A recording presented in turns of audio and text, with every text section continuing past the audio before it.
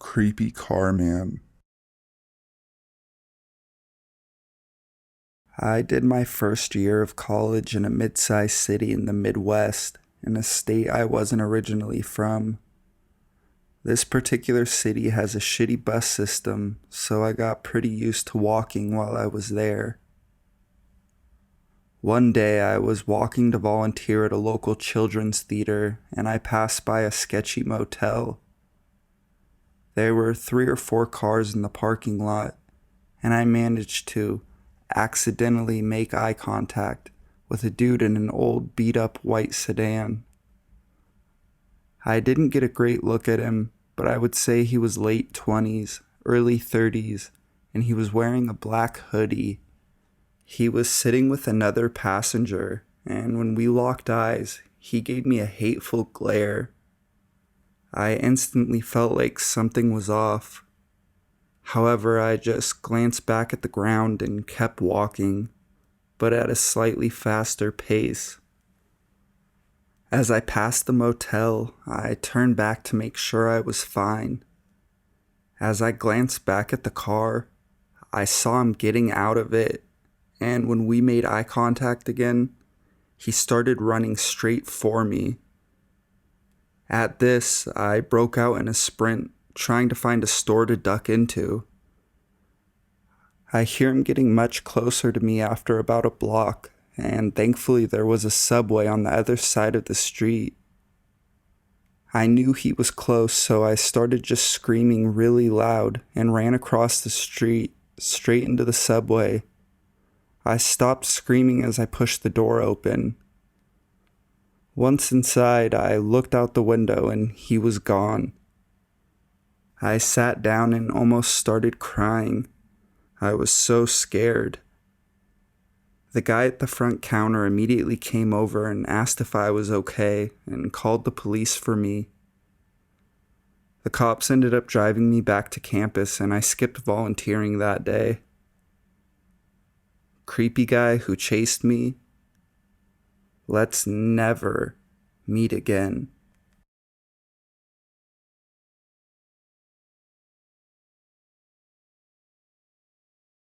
Halloween of '01.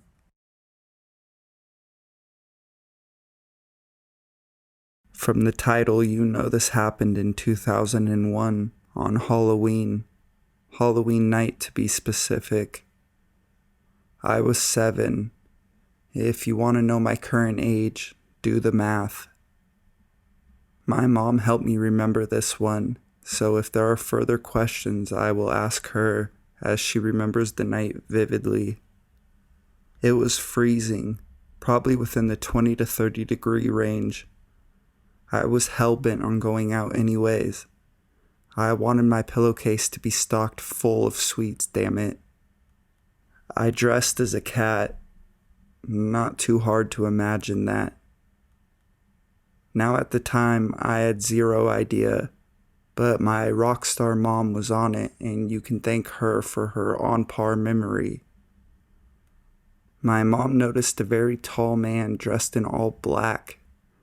Mom said he had black jeans on, black trench coat, and a black hockey mask.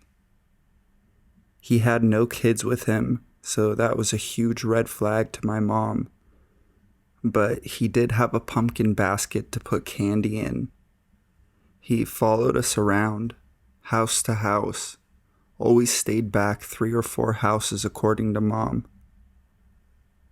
After 20 minutes or so, she shrugged it off, thinking this was some really tall kid just innocently out trick-or-treating. But the more she said she kept shrugging it off, the more uneasy she felt. Now I do remember my pillowcase was only half full and my mom was hurrying us home and me being super pouty about it.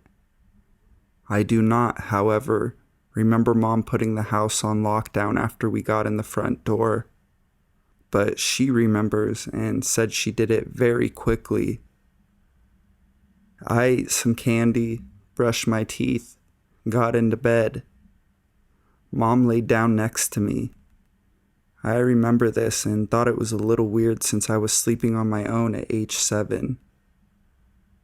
Now, this is where my mom really helped me out with this story, as I had no idea until we talked about it earlier. Fast forward to the morning.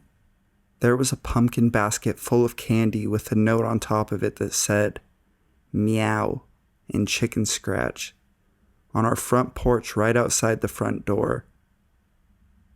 My mom threw out the candy in case it was tampered with, and she burned up the note. Now, what creeps me out, and I just found out from my mom earlier, is that in the middle of the night she got up from my bed to recheck the house, looked out the window, and saw him in our front lawn staring at our house with the pumpkin basket in his hand. She didn't think he noticed her. She called the police immediately. She briefed the officer on what happened. The officer said he'd do a few rounds and patrol the area. My mom never heard back from the officer that night, or ever, she said. Mom also told me that she stayed up the entire night with a pistol in her lap after seeing him in the front yard. Since that night and up until right now, nothing weird with him has happened since. But as for his intentions, zero idea.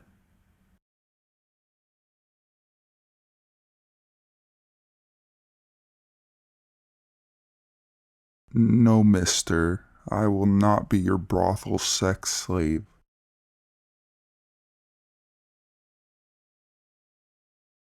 I work at a small coffee shop where I often close alone, with maybe one or two customers at the end of the night.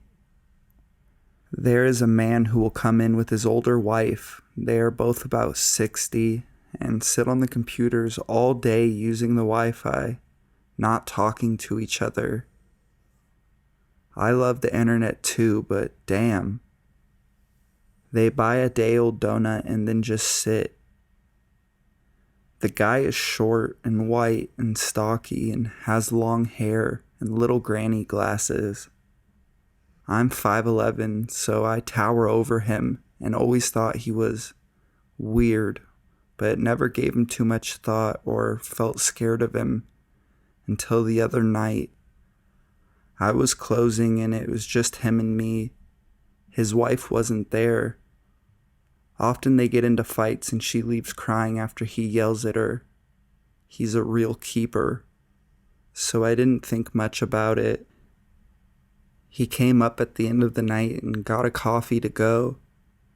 I asked his name for the cup out of habit and he said, "Put master on it." Immediately I felt myself turn bright red and get uncomfortable and said, "No." He laughed. I just turned around and made his drink and put it on the bar. I could feel him looking at me the whole time, but tried not to seem nervous. He said, "Do you know what I do?" I shook my head no.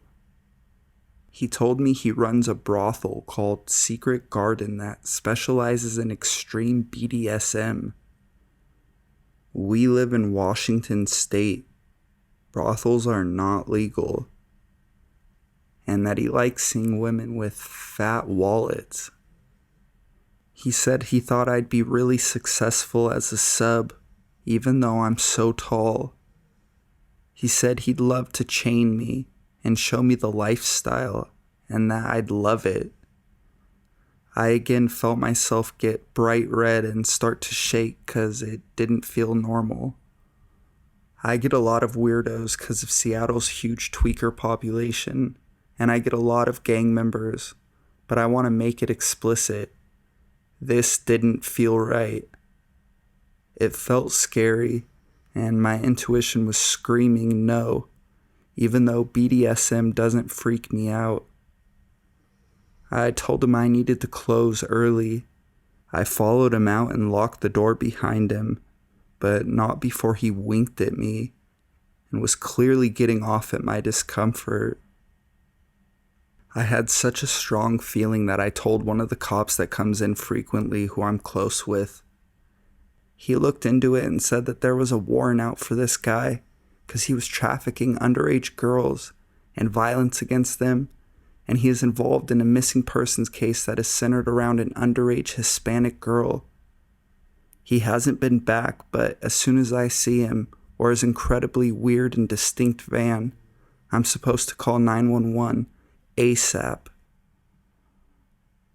Mr. BDSM brothel man, let's not meet again, even if you'll fill my panty pockets. Yes, tragically, that is a direct quote. I hope that the little girl is found safe soon. She's 13.